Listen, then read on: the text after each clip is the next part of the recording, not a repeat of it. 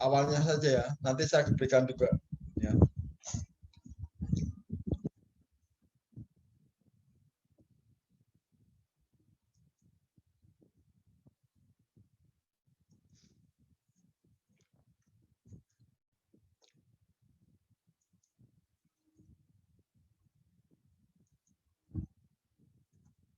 Oke, kita mulai aja. Bismillahirrahmanirrahim. Assalamualaikum warahmatullahi wabarakatuh. Kita sekarang masuk ke chapter 4 ya, menganalisis laporan keuangan. Sebenarnya ini sudah Anda dapatkan ketika Anda belajar pengantar reputasi dulu. Tapi memang di skip ya, diserahkan kepada manajemen keuangan. Nah, ya. Jadi ini pertama Anda harus hafal dulu rasionya, tapi karena ini ujiannya online, jadi Anda boleh punya catatan kecil gitu ya. Nah, materi pembelajaran mengapa kita perlu menganalisis laporan keuangan. Kedua adalah common size financial statement atau standarisasi laporan keuangan. Kemudian penggunaan rasio keuangan, pemilihan benchmark, dan keterbatasan analisis rasio. Ya. Oke. Tujuan pembelajaran adalah menjelaskan apa saja manfaat dari menganalisis laporan keuangan suatu perusahaan, menggunakan laporan keuangan common size sebagai alat analisis laporan keuangan.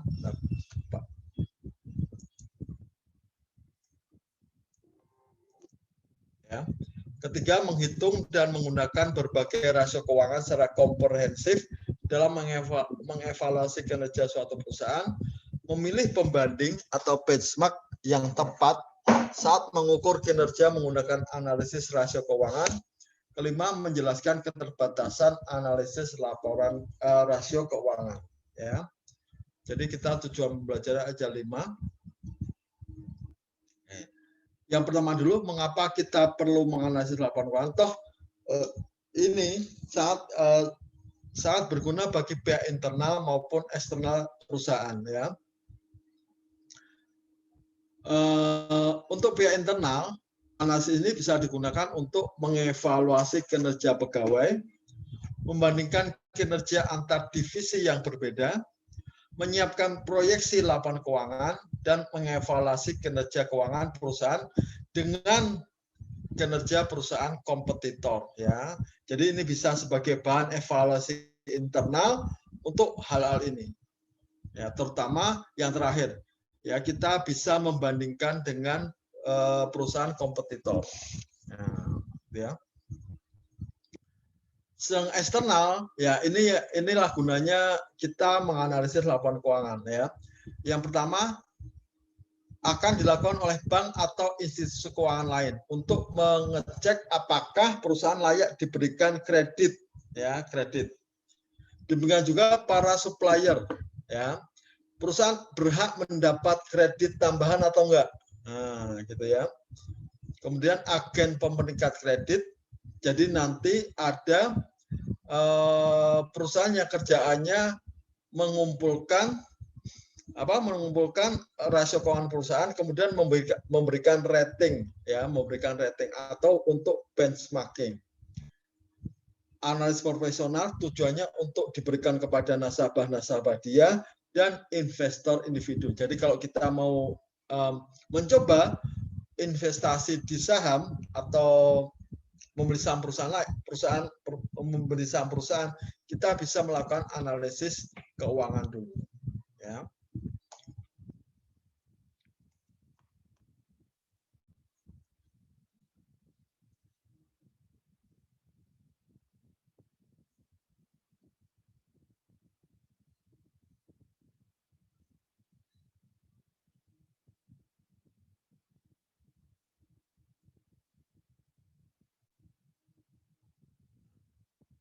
Ya. Nah, sekarang kita mau meng-common size laporan keuangan, ya. Anda tahu laporan keuangan harus disusun menggunakan satuan mata uang, ya, satuan mata uang. Ya. Ini laporan keuangan. Nah, ini seperti ini. Laporan keuangan Boswell ini tahun 2013 disusun dengan menggunakan nominal US dollar, ya. Expresses in million. Jadi ini juta dolar. Nah, satuan mata uang, ada satuannya. Ya, tidak boleh disebutkan dalam unit, dalam persentase. Gitu ya. Demikian juga balance sheet-nya atau financial statement-nya. Ya. Nah, laporan ini kalau dibikin common sense itu gimana? Laporan keuangan berbentuk common sense adalah suatu versi laporan keuangan yang telah terstandarisasi di mana seluruh saldo akan disajikan dalam bentuk presentase. Gitu ya. Jadi bukan dalam satuan mata uang tapi dalam bentuk presentase. Kenapa kita harus membuat laporan keuangan dalam bentuk common sense? Karena bentuk ini sangat membantu perusahaan pada saat akan membandingkan laporan keuangannya dengan laporan keuangan perusahaan lain, meskipun perusahaan lain tersebut tidak size-nya sama atau size-nya tidak sama, gitu ya. Misalnya kita mau membandingkan antara Garuda Indonesia dengan Sriwijaya Air. Memang sih dia sama-sama perusahaan penerbangan, tapi beda size. Nah, itu akan lebih pantas bila laporan keuangannya kita ubah dulu dalam bentuk common size. Ya. Caranya gimana? Untuk laporan laba rugi, nilai tiap akun yang ada pada laporan keuangan laba rugi akan dibagi dengan akun penjualan. Ya, ini semua komponen akan kita bagi dengan penjualan. Berarti penjualan ini adalah 100%. Nah, gitu ya. Dan untuk neraca atau financial statement, tiap akun dalam neraca dibagi dengan total aset. Nah, ini dibagi dengan total aset. Kas-nya dengan total aset, ya. Account receivable-nya dengan total aset, inventory-nya dengan total aset, other current asset-nya dengan total aset. Nah, gitu. Satu gitu, ya. Makanya jadinya seperti ini. Ini nggak boleh muncul di laporan keuangan, ya. Ini di analisis kita aja, ya. Jadi kalau laporan disajikan seperti ini malah bingung penggunanya, ya. Ya. Ini kita common size-kan supaya bisa dibandingkan dengan perusahaan yang size-nya berbeda. Nah, ya. Demikian juga dengan statement of financial position, ya. Ini seperti ini. Semuanya dibagi dengan total aset. Ya. Ini akan mempermudah kita dalam melakukan analisis untuk perusahaan-perusahaan dengan size yang beda. Ya. Oke. Ada pertanyaan dulu? Ada pertanyaan? Ini sih tidak akan pernah kita temui ketika perusahaan menyusun laporan keuangan. Ya. Tidak akan kita temui ketika kita melihat perusahaan dalam menyusun laporan keuangan. Ini bikinan kita atau bikinan perusahaan untuk tujuan-tujuan bukan tujuan pelaporan. Ya. Oke. Ada pertanyaan dulu di sini? Ada pertanyaan? Sepertinya belum ada, Pak. Belum ya. Untuk laporan keuangannya saya akan pakai slide yang dulu karena itu membingungkan ya, agak membingungkan.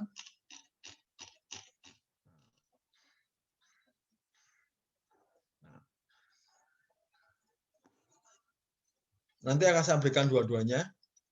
Nah, financial ratio analysis ya. Financial ratio analysis adalah our decision maximize shareholder value. Tujuannya kan itu untuk memaksimalkan shareholders value ya. Makanya kita bagi menjadi beberapa rasio. Pertama rasio likuiditas. Ini melihat ada nanti di slide yang saya berikan, melihat kemampuan perusahaan untuk membayar utang jangka pendeknya. Ya, utang jangka pendeknya. Kemudian efisiensi of use asset. bagaimana dilihat dari net income perusahaan, apakah dia digunakan secara efisien. Ya. Ketiga, financing ratio atau leverage ratio. Ya, pembelian aset-aset perusahaan itu dibiayai dengan apa? Dengan utangkah, dengan ekuitaskah, gitu ya. Nanti ada rasionya. Kemudian profitability. Ya, ini menghitung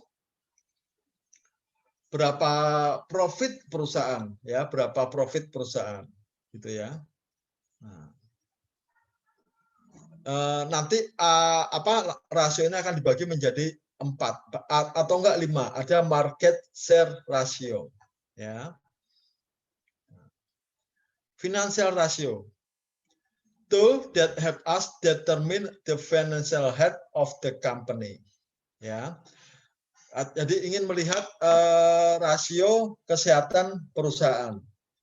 We can compare a company financial ratio with its ratio with previous years. Jadi ada 2 rasionya, ya, yaitu trend analysis atau membandingkan rasio tahun ini dengan tahun-tahun sebelumnya, atau benchmark, yaitu membandingkan rasio perusahaan dengan perusahaan yang ada di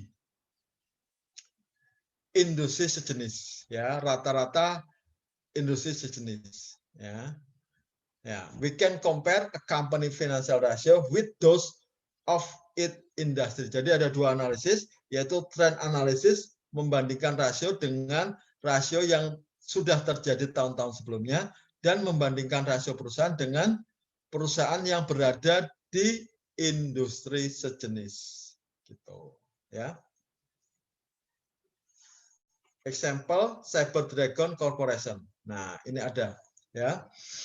Ada laporan keuangan milik Cyber Dragon. Nah, ini lengkap, ya.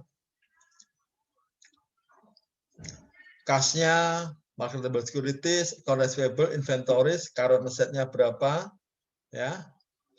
Kemudian liability-nya berapa, ada bonds-nya berapa, total liability-nya berapa, total equity-nya berapa.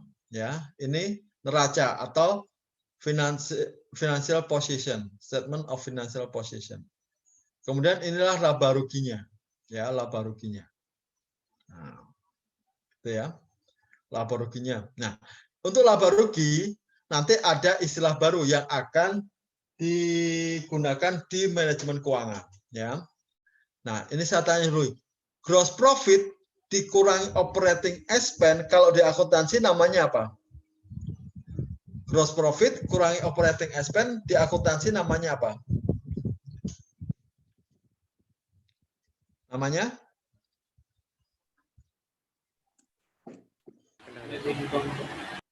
Apa?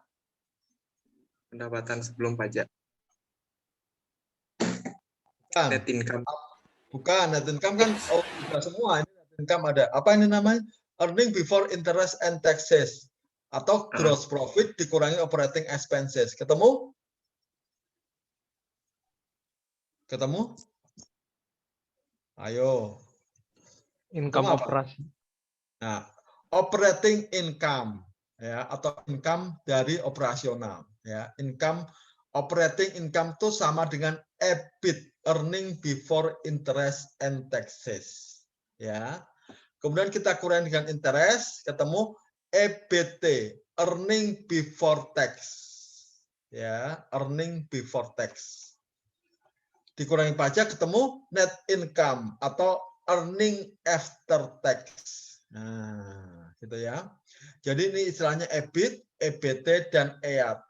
Kalau di akuntansi, operating income, ini nggak ada, EBT nggak ada. Kemudian langsung ke net income. Gitu ya. Ya.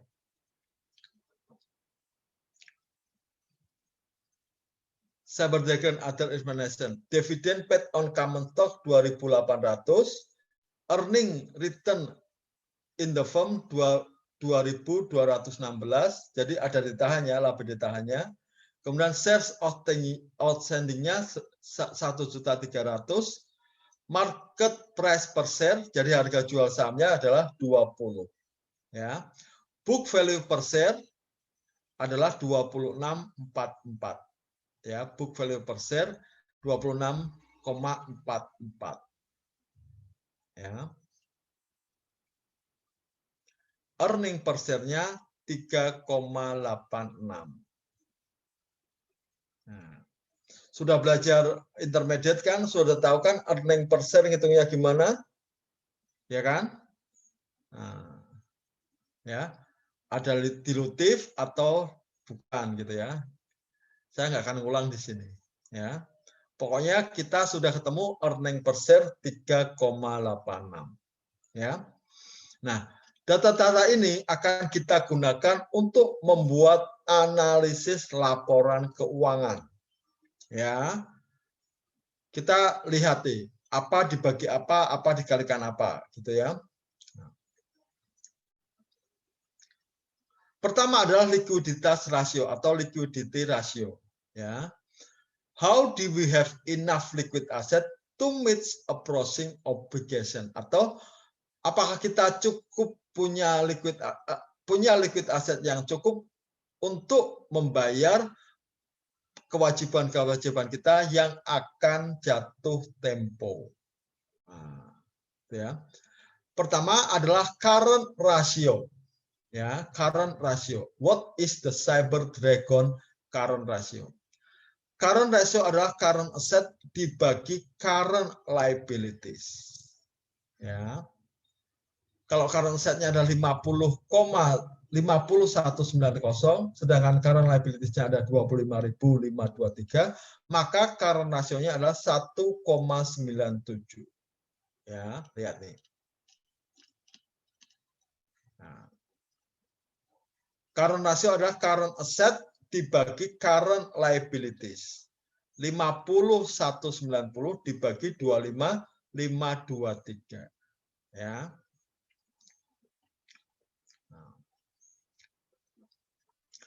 Ini ada ketentuan khusus, kalau di atas 1 berarti dia karena likuiditasnya baik, ya, karena kewajiban aset lancarnya mampu untuk membayar kewajiban lancarnya. Ini bagus, ya, hampir mendekati 2. Nah, tapi kalau ini bagus atau enggak di industri jenis atau di perusahaan itu belum, nggak bisa ngomong. Ini nggak bisa ngomong. Ini hanya bisa mengindikasikan bahwa current ratio perusahaan bagus kalau dilihat dia lebih dari 1. Ya. Nah, ini jika current ratio perusahaan di industri yang sama 2,4, ini bagus atau jelek. Nah, ya, ini jelek, ya, karena industri jenis current ratio-nya 2,4. Ya.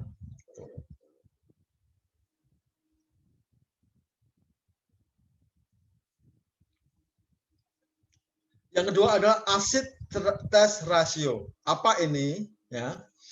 Ini kita kurangkan dulu current ratio dengan aset-aset yang tidak liquid. Walaupun dia namanya current asset, inventories itu dianggap aset yang kurang liquid. Ya. Makanya kita kurangi dulu. Current asset dikurangi current liabilities, dikurangi inventories dibagi current liabilities. Hasilnya adalah 0,89. 50.190 dikurangi 27.530 dibagi 25.523. 0,89. Jika industri jenis adalah 9,2, maka perusahaan agak jelek, ya, kurang bagus. Oke. Jadi current ratio adalah current liabilities dibagi current asset dibagi current liabilities, sedangkan asset test ratio atau quick ratio adalah current asset dikurangi inventory dibagi current liability. Itu ya. Ini kalau berdiri sendiri nggak bisa ngomong, Dia harus dibandingkan dengan perusahaan sejenis, baru bisa ngomong. Ya. Oke.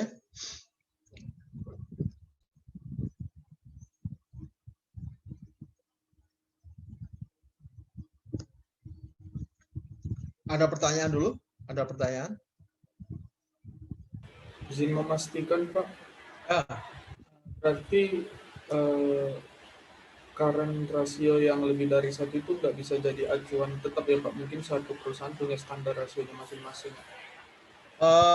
harus dibandingkan dengan tren rasio atau rasio perusahaan tahun sebelumnya atau dengan industri sejenis. Jadi gini, kalau retail harus dibandingkan dengan retail karena retail itu kan bisnis prosesnya lain dengan perusahaan misalnya penerbangan gitu kan. Nah, itu harus ada apa rasio rata-rata rasio perusahaan yang berada di industri sejenis. Nah, gitu loh, ya.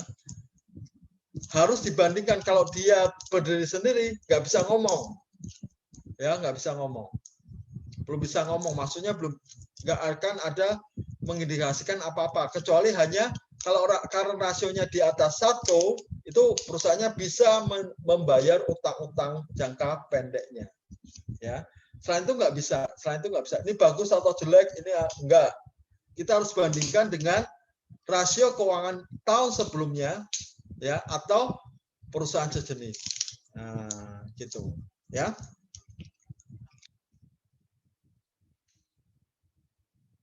Ya, ini kan kita bicara untuk kepentingan eksternal dan internal. Makanya perusahaan tidak bisa, nggak bisa dong, saya kan standar rasionya sekian, nggak bisa. Ya, pasti oleh investor akan dibandingkan dengan perusahaan sejenis. Ya, rata-rata perusahaan yang berada di industri sejenis. Gitu. Oke? Ya. Jelas? Jelas Pak. Terima kasih Pak. Ada lagi pertanyaan? Ada lagi? Saya bertanya Pak. Ya, silakan. Kalau untuk yang angka-angka di laporan keuangan yang dipresentasikan seperti tadi itu untuk kepentingan internal sendiri ya Pak? Bukan yang untuk apa? Yang luar. mana? Yang mana? diubah jadi persentase itu Pak? Kebanyakan sih untuk eksternal, kepentingan eksternal. Karena kan kita yang mau membandingkan dengan perusahaan yang tidak berada pada size yang sama, yang berbeda dengan perusahaan. Ya, perusahaan beda size, kita mau membandingkan, makanya kita buat tadi common size laporan keuangan, ya, gitu. Biasanya sih investor, saya bingung nih, mau investasi di Garuda atau di Sriwijaya gitu misalnya ya, misalnya. Lihat perusahaannya size-nya beda. Garuda besar, Sriwijaya kan masih kecil ya. Nah, itu kan nggak bisa mau bandingkan asetnya apa gitu. Makanya kita common size-kan dulu. Ya, kita presentasikan dulu akun-akun yang menyusun baik itu laba rugi maupun neraca. Nah, gitu. Ya. Hanya untuk membandingkan supaya kita membandingkannya lebih fair, lebih ke apple to apple. Gitu. Jangan angka-angka, tapi persentase. Ya. Oke.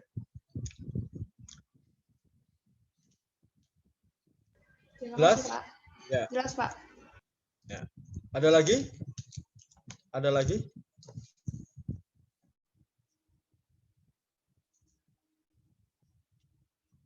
Ya, jadi ada rasio utama yang likuiditas rasio adalah current ratio dan acid test ratio atau disebut juga quick ratio. Ya. Karena kenapa inventories? Karena kalau kita beli inventories, kemudian kita jual, dia tidak langsung menjadi uang kas, ya, menjadi AR dulu. AR butuh waktu untuk dikonversi menjadi uang kas. Makanya dikatakan inventories itu kurang liquid, ya, kurang liquid. Nah, gitu, ya. Ada lagi pertanyaan?